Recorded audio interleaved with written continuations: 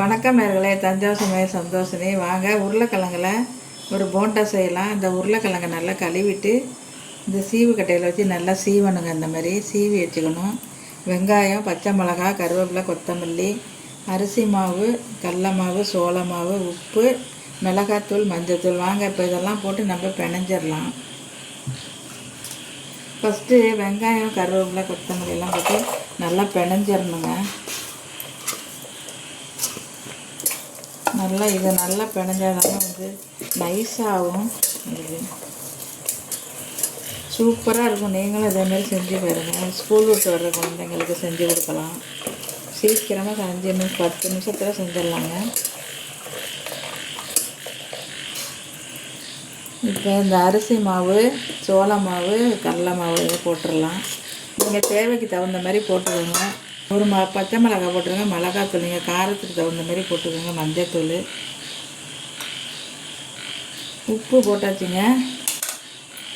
இந்த உருளைக்கிழங்கை சீவி வச்சிடக்கூடாது, உடனே தாங்க போட்டுடலாம் உருளைக்கிழங்கை.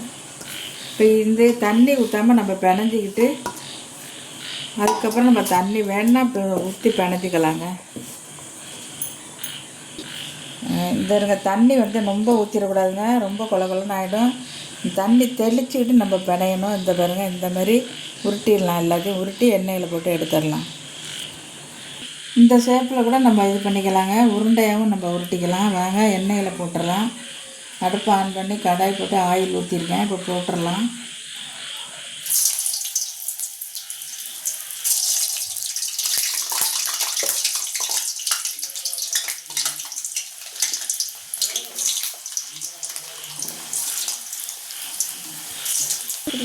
வெந்துருச்சுங்க. இப்போ நம்ம அதை எடுத்துடலாம்.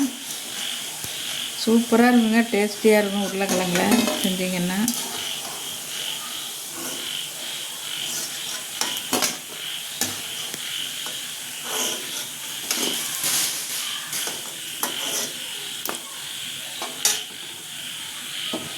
உருளைக்கிழங்குல ஒரு ரெசிபி செஞ்சாச்சுங்க. சூப்பராக இருக்கும்.